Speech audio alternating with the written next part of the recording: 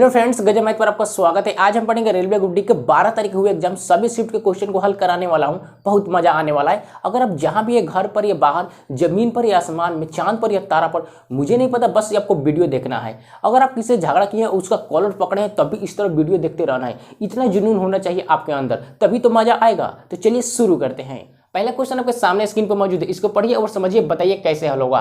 Question दिया है 7 की पावर 71 गुने 6 की पावर 63 गुने 3 की पावर 65 के इकाई स्थान का अंक क्या होगा। भैया यूनिट डिजिट निकालना है, सेकंडों में हल करना होता है क्वेश्चन को एग्जाम हॉल में, और यहाँ भी सेकंडों में हल करेंगे। देखिए बोर्ड में बहुत मजा आने वाला है। क्वेश्चन है 7 की पावर 71 गुने 6 की पावर 63 गुने 3 की पावर 65। जो भी पहले पावर में अंक रहेगा, हमने क्या बताया, जो भी पावर में अंक रहेगा उसको 4 से डिवाइड करना है, 4 से भाग देना है। तो 7 के पावर 71 है, 71 को जब 4 से भागा दीजिएगा तो शेष आएगा 3, तो 7 के पावर 3 हो जाएगा। 6 लिखेंगे, 63 को जब 4 से भाग दीजिएगा तो रिमाइंडर कितना आएगा 3 गुने 3 लिखेंगे। 65 को 4 से भागा लगेगा, शेष आएगा 1 लिख दिया। क्लियर होगा, समझ में आ गया। अब देखिए 7 का क्यूब कितना होता है भैया, 343 का यूनिट डिजिट इकाई स्थान कितना है, 3 है, तो 3 गुने 6 के पावर क्यू है, 6 का क्यू करेंगे तो 216 आएगा, 216 का इकाई स्थान 6 गुने 3 का पावर 1, 3 का 3 ही हो जाएगा। अब देखिए गुना कीजिए, 6 तरीका 18 होता है, 18 का यूनिट डिजिट 8, 8 तरीका 24, 24 का यूनिट डिजिट 4, तो 4 हमारा आंसर हो गया। बताइए क्या दिक्कत है, सेकंडों में हल कर देंगे नहीं एग्जाम हॉल में। बहुत मजा आया कि नहीं, समझ में आया कि नहीं, बताइए कोई दिक्कत परेशानी दुख दर्द नहीं ना, एनी प्रॉब्लम। अगला क्वेश्चन है, दो वस्तुएं सामान्य मूल्य पे खरीदी जाती है। पहली वस्तु क्रय मूल्य के 5/4 पर बेची जाती है और दूसरी वस्तु क्रय मूल्य के 4/5 पर बेची जाती है, तो कुल लाभ हानि प्रतिशत ज्ञात कीजिए। भैया बहुत ही बवाल क्वेश्चन है, ध्यान से देखिए बोर्ड पर। कितने में बेची जाती है भैया, पहले के 5/4 पर और दूसरे को 4/5 पर। इससे आप क्या समझते हैं, इससे कुछ पता चल रहा है, आइडिया कुछ दिमाग लगाइए। तो मतलब कहने क्वेश्चन है, मतलब इसका 4 रुपया में खरीदा जाता है और 5 रुपया में बेच देते हैं, और दूसरी वस्तु को 5 रुपया में खरीदते हैं, 4 रुपया में बेच देते हैं। मतलब क्रय मूल्य 4 है, विक्रय मूल्य 5, यहाँ क्रय मूल्य 5 है, अब विक्रय मूल्य 4 है। क्लियर होगा, कोई दिक्कत परेशानी नहीं ना। अब यहाँ समझिए, सीपी बराबर क्रय मूल्य, एसपी मतलब विक्रय मूल्य। सीपी कितना दिया भैया, 4, पहली वस्तु का सीपी 4 है, क्रय मूल्य 4 रुपये में खरीदा और 5 रुपया में बेच दिया, और दूसरों को 5 में खरीदा, 4 रुपये में बेच दिया, दूसरी वस्तु को 5 रुपये में खरीदा, 4 रुपये में बेच दिया। इतना क्लियर होगा। अब समझिए पहला लाइन क्वेश्चन को पढ़िए, दिया है दो वस्तुएं सामान्य मूल्य पर खरीदी जाती है। दो वस्तुएं सामान्य मूल्य पर, सामान्य मूल्य मतलब का खरीदने मतलब क्रय मूल्य समान होना चाहिए, एक जैसा ना, थोबड़ा एक जैसा होना चाहिए। क्लियर होगा, मुखड़ा एक जैसा होना चाहिए। तो यहाँ क्रय मूल्य देखिए, यहाँ सीपी मतलब क्रय मूल्य, यहाँ 4 है, यहाँ 5 है, मुखड़ा अलग अलग है, सेम करना होगा। तो सेम कैसे करेंगे, इस 5 को उठाएंगे, इसमें 5 से गुणा कर दिया, इस 4 को उठाएंगे, 5 में गुणा कर देंगे। अब यहाँ 5 पर गुणा किया है हमने, तो इसमें भी 5 से, यहाँ 4 में 4 से गुणा किया है, तो इधर भी 4 से। क्लियर होगा। अब देखिए 5 चौके 20, 4 पचे 20, सेम हो गया, 20 सेम हो गया। क्वेश्चन का कहने का मतलब अर्थ कंप्लीट हो गया है। तो अब बट्टा लगाएंगे, इधर एक इधर, 4 पचे 20, 5 चौके 20 जोड़ेंगे तो होगा 40, 4 चौके 16, 5 5 25, कितना होगा 16 और 25 होगा 41। 40 रुपया में खरीदा और 41 रुपया में बेच दिया, कितने का प्रॉफिट हुआ, 1 पर प्रॉफिट हुआ, 1 रुपया का प्रॉफिट हो गया। 40 रुपया में खरीदा, 41 में बेचा, तो 1 रुपया का फायदा हो गया। तो 1 रुपया फायदा किस पर हुआ, सीपी पर, यानी 40। तो 100 पर कितना, जब काटेंगे तो आएगा 2.5% हमारा प्रॉफिट हो जाएगा, 2.5% हमारा प्रॉफिट हो जाएगा। क्लियर होगा, दुख दर्द कोई परेशानी समझ में आ गया, समझ में आ गए तो आगे बढ़ते हैं, क्या परेशानी है। क्वेश्चन दिया 4 के पावर 61 प्लस 4 के पावर 62 प्लस 4 के पावर 63 निम्न में से किससे विभाजित है। ऑप्शन है ए बराबर 3, 10, 11 और 13। इन चारों संख्याओं में से ये किससे संख्या पूरी तरह विभाजित होगी, पूरी कट जाएगी। क्लियर होगा, तो समझिए कैसे हल करेंगे। आप इस गंदे नजरों से देखिए, बताइए इसमें से क्या कॉमन हो सकता है। 4 के पावर 61, 4 के पावर 62, 4 के पावर 63 प्लस 4 के पावर 64, इसमें से क्या कॉमन हम लिख सकते हैं। देखिए 4 की पावर 61 कॉमन हो जाएगा, क्यों, क्योंकि इससे आगे वाली सभी बड़ी संख्याएं हैं। तो 4 के पावर 61 हमने इसमें से खींच लिया, तो 4 के पावर 61 निकाल लेंगे तो बचेगा कितना भैया, यहाँ पे 4 के पावर 0 प्लस 4 के पावर 1 प्लस 4 के पावर 2 प्लस 4 के पावर 3। कॉमन लेने में कोई दुख दर्द परेशानी कोई प्रॉब्लम नहीं ना, पेट में दर्द नहीं तो हो रहा है। तो आप समझिए 4 के पावर 61 हो जाएगा, यहाँ पे 4 के पावर में 0 हो, तो किसी भी अंक का पावर में 0 हो उसका वैल्यू कितना होता है 1, प्लस 4 की पावर 1 4 प्लस 4 के स्क्वायर कितना होगा भैया 16 इसका स्क्वायर 64 कोष्ट लगाइए। अब समझिए 4 की पावर 61 है और इन सभी संख्याओं को जोड़ेंगे तो आएगा भैया 4 की पावर 61 अब गुने इसको जोड़िएगा तो आएगा 84 84। समझ में आ गया। 4 के पावर 61 है इसको हम 4 के पावर 60 लिख सकते हैं और गुने 4 के पावर 1 हम 4 बाहर निकाल लेते हैं, 4 के पावर 1 कर लिया। फिर जोड़ेंगे बेस सेम होगा तो पावर जुटता है तो फिर जोड़ेंगे तो आ जाएगा 4 के पावर 61। अब यहाँ पे 84 क्लियर होगा। 4 के पावर 60 लिख लिया गुने इसको गुना करिए, इन दोनों को गुना करेंगे आएगा 340। अब बताइए ये संख्या इनमें से किससे विभाजित होगी? क्या ये संख्या 3 से विभाजित होगी? नहीं होगी, क्योंकि ये प्राइम नंबर है, ये इवन नंबर है। तो इवन नंबर सम संख्या कभी प्राइम नंबर से विभाजित नहीं हो सकती, तो 3 से नहीं होगा। क्या 13 से हो सकता है? 13 भी प्राइम नंबर है, नहीं हो सकता क्योंकि ये इवन नंबर है। 11 से नहीं हो सकता। 10 ही एक ऐसी संख्या है जो इसको पूरी तरह विभाजित कर देगी। जब ये विभाजित होगा तो ये भी एकदम निश्चित है कि ये संख्या विभाजित होगी। तो जब 10 से ये संख्या विभाजित होती है तो ये भी विभाजित होगी, तो 10 हमारा आंसर हो जाएगा। क्लियर होगा। 10 से इसको भाग दीजिए ना, विभाजित हो जाएगा। बाकी संख्या किसी से विभाजित नहीं होगी। कोई परेशानी? समझ गए? कोई दिक्कत? ध्यान से देखिए एक बार। कोई तकलीफ है बताइए ना। अगला सवाल है, दो संख्याओं में से बड़ी संख्या का 40% छोटी संख्या के 60% के बराबर है, तो यदि संख्याओं का योग 150 है तो बड़ी संख्या क्या होगी? बड़ी संख्या निकालना है, मतलब बड़ी मान निकालना है। देखिए कैसे निकालेंगे। बी मतलब बड़ा, इस मतलब स्मॉल छोटा। बी कितना दिया है? 40%। स्मॉल छोटा कितना दिया है? 60%। ये दोनों बराबर है। क्लियर होगा। आप समझिए परसेंटेज हटाएंगे तो कितना होगा भैया? बट्टा में 100। ये राज की बात है। यहाँ से परसेंटेज हटा देंगे तो बट्टा में 100, सब कोई कर लेगा। आप समझिए यहाँ से टांग काट दिया। क्लियर होगा। खोपड़ी से खोपड़ी गायब। समझ गए। 2 दूना 4 और 2 तिया 6 होगा। देख रहे हैं कैसे कट रहा है। 2 बराबर 3 आ गया। इनको जोड़ेंगे तो आएगा 5, इनका योग आ गया 5। लेकिन क्वेश्चन में दे रहा है 5 नहीं, 150 रुपया देगा। कितना दिया है? 150 दिया है। तो एक पर कितना होगा भैया? 30 होगा। क्लियर होगा। 30 निकाल लिया। अब पूछ रहे बड़ी संख्या। बड़ी संख्या कितना है भैया? 2 है, तो इसमें 30 से गुना कर दीजिए, मल्टीप्लाई करेंगे तो आएगा 60। यही हमारा आंसर हो जाएगा। यही पूछता छोटी संख्या तो 30 से इसमें गुना कर देते आ जाएगा 90। लेकिन बड़ी संख्या पूछ रहा है तो 60 हो जाएगा। क्लियर होगा। यदि समीकरण 2x² - 7x + 12 बराबर 0 के दो मूल अल्फा और बीटा है तो अल्फा बटा बीटा प्लस बीटा बटा अल्फा का मान क्या होगा? यह बहुत ही इंपॉर्टेंट क्वेश्चन है। ध्यान से देखिए बोर्ड पर। आप अपने बॉडी के सभी सुराख खोल लीजिए, चश्मा लगा लीजिए, लेंस लगा लीजिए, सभी लगा कर देखिए बोर्ड पर, तभी समझ में आएगा। ध्यान से देखिए। इक्वेशन दिया 2x² - 7x + 12 बराबर 0। ये इक्वेशन दे दिया है तो आप बता सकते हैं इसे ax² plus bx plus c बराबर क्या है? ये 0। इससे हम क्या बोलते हैं? आपका इससे रिलेशन जरूर होगा। क्या ये द्विघात समीकरण होंगे? द्विघात समीकरण इसे बोला जाता है। आप इससे परिचित जरूर होंगे। इसे क्या कहते हैं? द्विघात समीकरण। यानी ax², तो एक जगह पर कितना है? 2 है, यानी x का कोफिशिएंट कितना है? 1 है, तो यहाँ एक x का कोफिशिएंट कितना है? 2 है।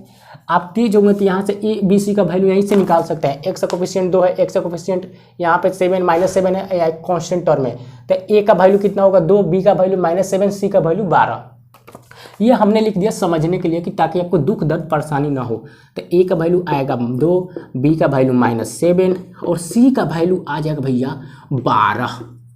ए बी सी का वैल्यू निकालने में कोई दिक्कत नहीं हो रही होगी, हम समझ सकते हैं। अब बताइए अल्फा प्लस बीटा का वैल्यू हम यहाँ से निकाल सकते हैं। तो अल्फा प्लस बीटा बराबर होता है भैया -b/a। ये एंटीबायोटिक है, याद रखिएगा। -b/a। बी का वैल्यू -7, यहाँ है माइनस, तो माइनस माइनस प्लस हो जाएगा, तो ये बचेगा केवल 7, एक जगह पर 2। अल्फा प्लस बीटा का वैल्यू आ गया 7/2। क्लियर होगा। अब निकाले alpha into beta. Alpha into beta बराबर होता है c/a। c का वैल्यू 12, a का वैल्यू 2, काटेंगे तो आएगा 6। ये वैल्यू हमने निकाल लिया है। और पूछ रहा है अल्फा बट्टा बीटा प्लस बीटा बट्टा अल्फा का मान क्या होगा? व्हाट। तो देखिए क्या करते हैं, हम इसका एलसीएम लेते हैं। अल्फा और बीटा का एलसीएम हो जाएगा अल्फा इंटू बीटा। जब इससे भाग देंगे तब बीटा कट जाएगा, यानी अल्फा स्क्वायर होगा। तो मतलब इसको लिख सकते हैं अल्फा प्लस बीटा का होल स्क्वायर। जब आप इसका बट्टा को जोड़ करिएगा तो इतना ही आएगा, अल्फा प्लस बीटा का होल स्क्वायर। करके देख लीजिएगा भैया, ये बच्चे वाला सवाल है भैया, कर सकते हैं आप, बहुत तेज ना है। आप समझिए अब यहाँ से यहाँ लिखते हैं ए प्लस बी का होल स्क्वायर, ए प्लस बी का होल स्क्वायर क्या होता है, ए प्लस बी का होल स्क्वायर माइनस 2ab। तो ए की जगह पर कितना है अल्फा, बी की जगह पर बीटा है, तो लिख सकते हैं अल्फा प्लस बीटा का whole square minus 2 into alpha into beta बट्टा में अल्फा इंटू बीटा। क्लियर होगा, ये सूत्र लगाए यहाँ पर, सूत्र बैठा दिए। अब समझिए अल्फा प्लस बीटा का वैल्यू हमने निकाला 7/2, तो 7/2 का होल स्क्वायर। क्लियर होगा, तो 7/2 का एक डायरेक्ट होल स्क्वायर लिख देते हैं, यानी 49/4 आ जाएगा। 2 alpha into beta, alpha into beta का 6 है, वैल्यू 6 है, और 2 यहाँ पे है, तो गुना करेंगे 6 गुना 12 बट्टा अल्फा इंटू बीटा का वैल्यू 6 होगा। इसका बट्टा का एलसीएम माने एलसीएम लीजिएगा, बट्टा का घटाव कीजिएगा तो आएगा कितना भैया 1/4। कैसे एलसीएम लिखा था 12 बार 4 48, 49 में से 48 जगह था 1/4 आएगा। यहाँ बचा है 6, जब इसको पलटेंगे तो हो जाएगा भैया गुने 1/6, यानी इसके नीचे 1 है, पलटेंगे तो 1/6 हो जाएगा। तो आ जाएगा आंसर यहाँ से 1/24। यही हमारा आंसर हो गया। कोई दिक्कत, यहाँ से सिर्फ बट्टा घटाव जोड़ करना है भैया, आसान है, आप कर लेंगे, हम मुझे पता है, बहुत ईजी क्वेश्चन है। थोड़ा सा लेंदी हम समझ सकते हैं, लेकिन भाई लेंदी है तो कर डर जाएंगे, क्वेश्चन से डरेंगे थोड़ी ना भैया, मुकाबला करेंगे उससे एकदम सीनियर इसे कर समझ लीजिए। अगला क्वेश्चन है, कोई धनराशि साधारण ब्याज की दर से 4 वर्ष तथा 5 वर्ष के अंत में क्रमशः 12,900 और 14,250 रुपया हो जाती है, तो ब्याज की दर बताइए। भैया बहुत ही खतरनाक क्वेश्चन है, CISI का है, ध्यान से देखिए, बोर्ड पर CISI का क्वेश्चन है, बहुत ही मजेदार है। टाइम दिया है 4 वर्ष, ये 4 वर्ष में धनराशि अमाउंट कितना होता है 12,900 रुपया हो जाता है। अगले 5 साल बाद ये धनराशि 14,250 रुपया हो जाता है। समझिए, ये हमने क्वेश्चन से उठाया है। अब समझिए क्या करते हैं, यहाँ 4 वर्ष है, इधर 5 वर्ष है, मतलब 4 वर्ष के बाद 5वां वर्ष आता है, तो 1 साल में कितना वृद्धि हुआ, 1 साल में कितना वृद्धि हुआ बता सकते हैं आप? हाँ, कोई बता सकता है, इसमें से इसको घटाएंगे, यानी 1350 रुपया वृद्धि हुआ। 1 साल में 1350 रुपया का वृद्धि हुआ है, समझ गए? तो अब बताइए पिछले 4 साल पहले, 4 साल से तो थोड़ी ना स्टार्ट हुआ होगा, 1 2 3 4 तब आया होगा, तो 4 साल पहले का ब्याज निकालते हैं, मतलब 4 साल पहले कितना वृद्धि होगा, तो 4 साल पहले के बात है तो 4 और कितना वृद्धि होता है 1350 से गुना कर देते हैं, तो गुना करेंगे तो आएगा 5400 रुपया, मतलब 4 साल में 5400 रुपया का वृद्धि हुआ। क्लियर होगा, 4 साल में 5400 रुपया का वृद्धि हुआ। अब बताइए यहाँ से प्रिंसिपल यानी मूलधन निकाल लेते हैं। मूलधन कैसे निकाला जाता है, मिश्रधन माइनस ब्याज। मिश्रधन कितना है भैया, ये अमाउंट 12,900 रुपया मिश्रधन है, अब माइनस ब्याज कितना वृद्धि हो रहा है 1350 रुपया, तो 1350 रुपया जब घटाएंगे इसको तो आएगा 7500। समझ में आएगा, प्रिंसिपल कितना प्राप्त हुआ 7500। अब पूछ रहा है रेट, पूछ रहा है रेट निकालने का पूछा है, तो रेट प्रतिशत कैसे निकालते हैं, तो देखिए क्या कितना रुपया वृद्धि हुआ है, मतलब ब्याज कितना रुपया है 1350, तो 1350 बट्टा लगाएंगे। और किस पर वृद्धि होता है, प्रिंसिपल पर, तो प्रिंसिपल हमने कितना निकाला है, मूलधन कितना निकाला है 7500, तो परसेंटेज के लिए 100, 2 जीरो से 2 जीरो आउट, जब इसको काटेंगे तो आएगा 18% के रेट से ये बढ़ रहा है, मतलब 18% रेट पर दिया गया है। समझ में आएगा, रेट कितना आएगा 18%।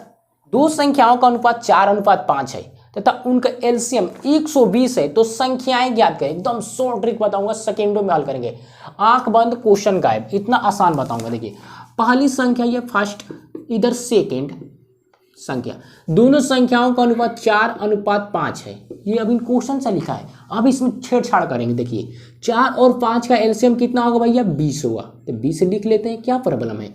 और बताइए एलसीएम 20 आया, लेकिन क्वेश्चन में 20 नहीं 120 दिया है, तो 20 डिनोट कर रहा है 120 को, तो 1 पर कितना होगा भैया 6 आएगा, कटाएंगे तो आएगा 6। तो पूछ रहा है संख्याएं कितनी होगी, संख्याएं ज्ञात करिए। तो संख्या 4 और 5 है, तो इसमें 6 से गुना कर देते हैं, 6 5 30, इसमें 4 से गुना, इसमें 4 में 6 से गुना कर देंगे तो कितना आएगा 6 चौके 24, यानी 24 और 30 ये दोनों संख्याएं हैं। निकल गया, सेकेंडों में हल करेंगे, दिमाग में हल होनी चाहिए एग्जाम हॉल में, दिमाग में, नो विदाउट पेन और पेपर। नेक्स्ट क्वेश्चन है √2 + √7 - 2 √10 के बराबर है। देखने में क्वेश्चन ये आसान है, लेकिन एग्जाम हॉल में लड़के हलवा बन जाते हैं, कहते भैया इतना खतरनाक पूछ दिया, खतरनाक थोड़ी ना है। समझिए ध्यान से, आपको बताऊंगा, आप सेकेंडों में हल करेंगे, मेरा वादा है। समझिए कैसे, क्वेश्चन दिया है √2 + बड़ा सा रूट 7 माइनस 2 रूट 10, ये क्वेश्चन है। समझिए कैसे हल किया जाता है, ध्यान से समझिएगा, ध्यान से देखिए। यहाँ जो भी अंक रहेगा, यहाँ जो भी अंक रहेगा, इसको ऐसे तोड़ना है कि गुना करने पर आ जाए रूट 10 और जो इनका वर्गों का योग आ जाए 7। क्या कहा हमने, इनको ऐसे तोड़ना है, मरोड़ना है कि गुणा करने पर आ जाए रूट 10 और इनका वर्गों का योग आए 7। तो कौन सी संख्या है, वो है रूट 5 और रूट 2। देखिए कैसे, रूट 2 गुना करिए, 5 दूना का 10, रूट 10 आ जाएगा। इनका वर्गों का योग तो 5, रूट 5 का स्क्वायर करेंगे तो 5, इसका 2, तो 5 2 7 आ जाएगा। क्लियर होगा, समझ में आ गया। तो समझ में आ गया तो दिक्कत ही नहीं है। आप समझिए, रूट 2 लिखेंगे, ये प्लस लिख देंगे, एक बड़ा सा रूट है तो डाल देंगे। आप समझिए, रूट 5 लिखेंगे, रूट 5 का स्क्वायर प्लस रूट 2 का स्क्वायर, देखिए वर्गों का योग। रूट 5 के स्क्वायर करेंगे तो 5, रूट 2 का स्क्वायर करेंगे तो 2, 5 और 2 7 आ जाएगा। क्लियर होगा, माइनस है तो माइनस लगाएंगे 2।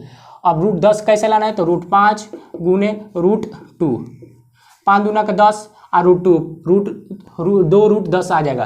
क्लियर होगा, समझ में आ गया। अब समझिए, रूट 2 प्लस एक बड़ा सा रूट लगाएंगे। आप देखिए, A square plus B square minus 2ab, दिखाई दे रहा है, चश्मा लगाइए। A square plus B square minus 2ab formula बन गया। तो क्या लिख सकते हैं, ए प्लस बी का होल स्क्वायर, तो रूट 5 प्लस माइनस रूट 2 का होल स्क्वायर। समझ में आएगा। अब रूट 2 लिखेंगे, स्क्वायर से रूट गायब हो जाएगा तो लिखेंगे रूट 5 माइनस रूट 2, यहाँ से समझ कट जाएगा, ये प्लस माइनस बचेगा रूट 5, ये हमारा आंसर हो जाएगा। बताइए आसान है कि नहीं, आसान है कि नहीं, बताइए आप। ये सभी बातें ये दिमाग में करना होता है, ये हल दिमाग में करना होता है। डायरेक्ट आप यहाँ से हल करेंगे एग्जाम हॉल में तो सेकंडों में हल कर देंगे। ये ए प्लस बी स्क्वायर तो दिमाग में होनी चाहिए। वर्ष पहले सुनील और राहुल का आयु का अनुपात 5:6 था। 5 वर्ष बाद सुनील और राहुल का आयु का अनुपात 8:9 है। सुनील और राहुल का वर्तमान आयु निकालना है। वर्तमान बोले तो अभी वो कितने साल के, यही तो निकालना है। मतलब अभी वो कितने साल के हो गए सुनील और राहुल, यही तो निकालना है। ध्यान से देखिए बोर्ड पर, समझिए। S for Sunil, R for Rahul, ये होता है एबीसीडी में। S for Sunil, R for Rahul. अब यहाँ पे लिखते हैं पी मतलब present, A for age. Present age मतलब क्या, वर्तमान आयु, वर्तमान आयु। तो 10 वर्ष पहले, 10 वर्ष पहले के सुनील का आयु का अनुपात कितना है और राहुल का 5:6। क्लियर होगा। 5 वर्ष बाद कितना हो जाता है भैया, 8:9। ये अभी हमने क्वेश्चन से लिखा है, 10 वर्ष पहले 5 वर्ष बाद। आप समझिए, इसमें हमने x से गुणा कर दिया, इसमें x गुणा करने में कोई तकलीफ, आप कोई भी अल्फाबेट ले सकते हैं, कोई प्रॉब्लम नहीं होगी। 5x है तो 5x लिखेंगे, प्लस क्यों बता रहा हूँ, 10 वर्ष पहले, अब 5 वर्ष बाद तो कितना होगा, 10 और 5 15, तो 15 हम इसमें जोड़ देंगे, 15 साल हो जाएगा। 10 वर्ष पहले 5 वर्ष बाद, टोटल कितने ईयर्स, 15 ईयर्स। तो बट्टा लगाएंगे, क्यों अनुपात है। अब समझिए, राहुल का 6x प्लस, फिर उसी तरह 10 वर्ष पहले अब 5 वर्ष बाद कितना होगा, टोटल ईयर्स 15 ईयर्स। कितना अनुपात हो जाता है, 8:9। अनुपात के लिए बट्टा 8/9 हो जाएगा। समझ में आ गया। अब गुना करें, इसमें तिरछा तिरछी, दम तिरछा तिरछी, 9 से गुना 9 45x प्लस 15 से करेंगे 15 9 कितना होता है भैया, 135 बराबर 8 से 8 चौक 48x।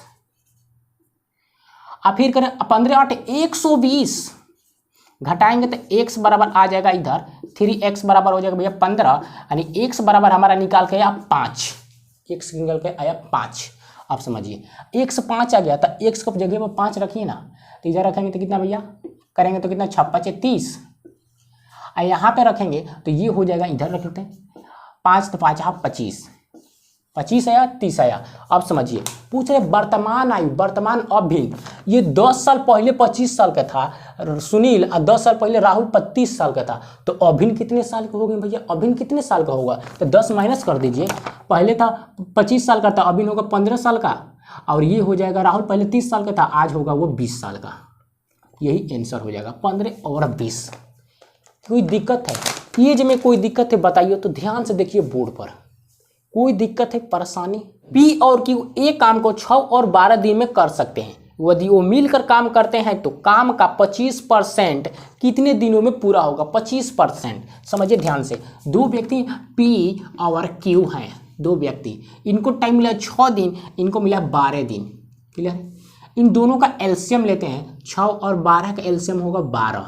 12 क्या है? टोटल वर्क है, इन दोनों व्यक्तियों का टोटल वर्क, टोटल काम, पूरा काम है। आप समझिए, 6 से भाग देंगे तो 2 आएगा, 12 से भाग देंगे तो 1 आएगा। ये 2 1 क्या है भैया? इफिशियंसी बोला जाता है। इफिशियंसी बोले तो कार्य क्षमता, मतलब आपके अंदर कितना पावर है काम करने की, उसी को कार्य क्षमता बोलते हैं। तो P एक दिन में 2 काम करता है और Q एक दिन में 1 काम करता है, यही कार्य क्षमता है। मतलब P एक दिन में 2 ही काम कर सकता है, उससे ज़्यादा नहीं करेगा तो फट जाएगा। समझ में आ गया? अब समझिए क्या करेंगे। P और Q, P प्लस Q अगर ये मिलकर काम करेंगे तो एक दिन में कितना काम करेंगे? 2 और 1 3 काम करेंगे और टोटल काम है 12। टोटल काम है 12 और एक दिन में 3 काम करते हैं तो भागा देंगे तो कितना? 12 काम करने में कितना टाइम लगेगा? 4 दिन। टोटल काम में एक दिन से भाग देंगे तो 4 दिन आएगा, 3 चौके 12, 4 दिन में काम खत्म कर देंगे। टोटल काम माने 12 काम। तो पूछ रहे 25% काम कितने दिन में करेंगे? तो 25% के लिए बट्टा में 100 और टोटल काम करते हैं 4 दिन में, तो 4 से 4 काटेंगे, 4 से 4 काट दें, मतलब एक दिन में ये काम करेंगे 25%। समझ में आ गया? एक दिन में काम करेंगे 25%, एकदम आसान है भैया, सेकेंडों में उड़ाना है ना, तो इसीलिए आसान बना दिया। नहीं तो आप बनाएंगे तो 10 सेकंड में बनाएंगे, सॉरी करें 10 मिनट में बनाएंगे। तो गाइज आपको वीडियो पसंद है, मतलब हल्का सा भी, थोड़ा सा भी, एकदम थोड़ा सा भी मज़ा आया होगा तो वीडियो को लाइक कर दीजिए और शेयर तो जरूर कीजिएगा। और मज़ा वाला वीडियो देखना इसी तरह तो चैनल को सब्सक्राइब कर लीजिए, क्योंकि जब भी मैं आऊँ तो आपको पता चल जाएगा गजब मैथ वाला आ गया। चलते हैं देखने उसको।